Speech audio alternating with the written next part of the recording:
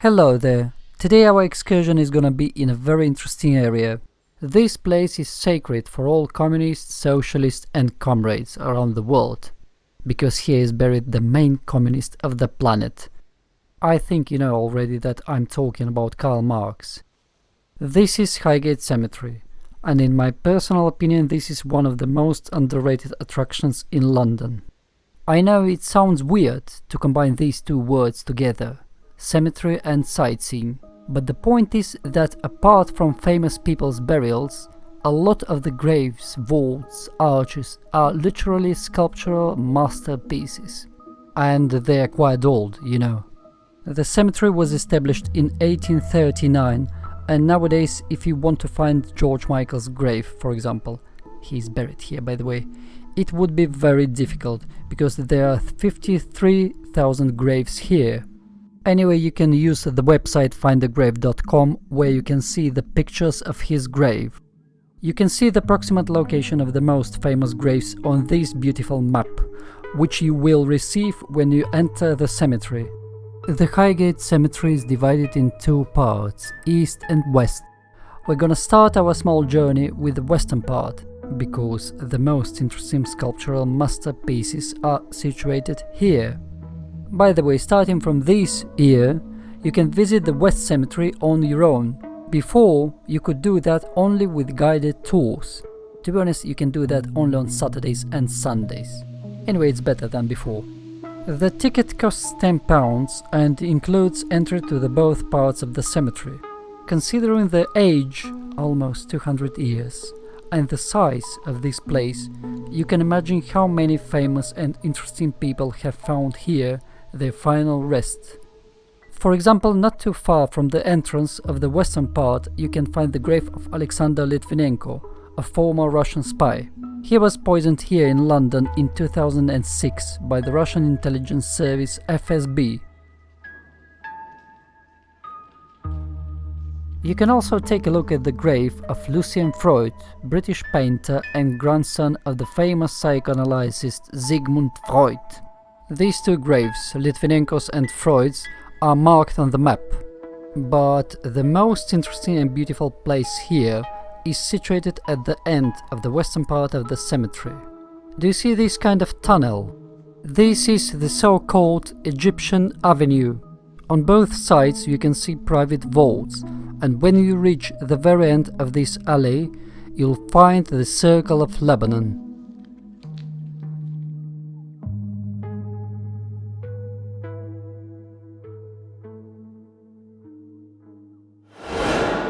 This is a sculptural masterpiece of 20 sunken tombs built in a circle. By the way, one of the tombs was sold 2 months before the cemetery was opened in 1839.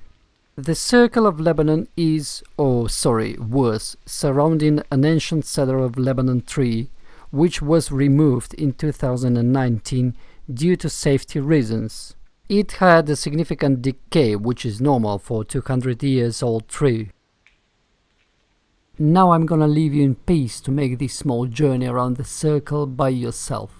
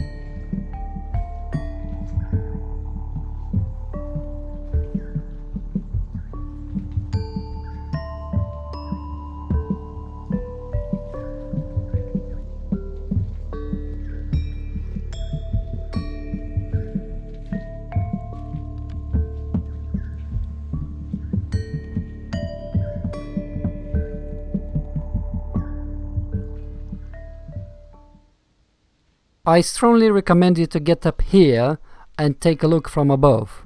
You can also take a good selfie there, using as a background the circle or Julius Baer's family vault. That's this monument in the back. And here I am in front of this tomb. You can see a lion sculpture here because in this tomb is buried George Wombwell, a British menagerie owner during the Victorian era. In the 19th century he used to be very famous and he used to possess quite large, let's say, animal collection. Hyenas, giraffes, kangaroos, lions and even rhinos and elephants.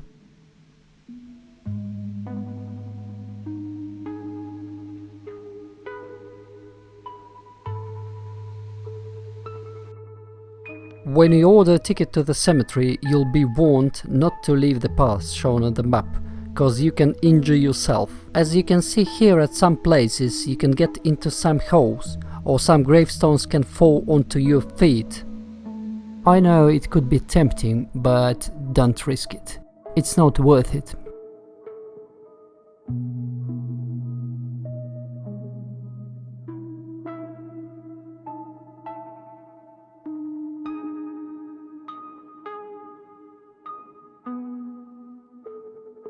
What about the eastern part of the cemetery? You can find it very easy after exiting the western part. Just cross the road. The main attraction here is undoubtedly the tomb of Karl Marx. If you're a communist, you definitely know him. If not, this guy is a famous philosopher and the father of communism, socialism and other red stuff. The tomb with his monument is situated within 10 minutes walk from the entrance. His monument has been vandalized multiple times.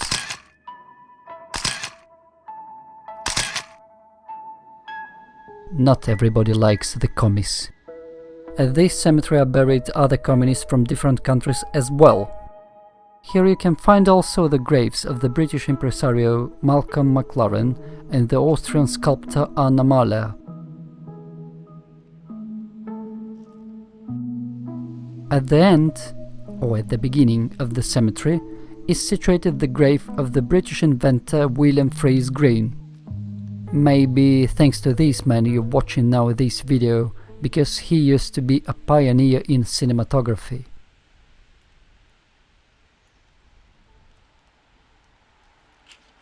Thanks for watching and take care, when visiting the cemetery, of course.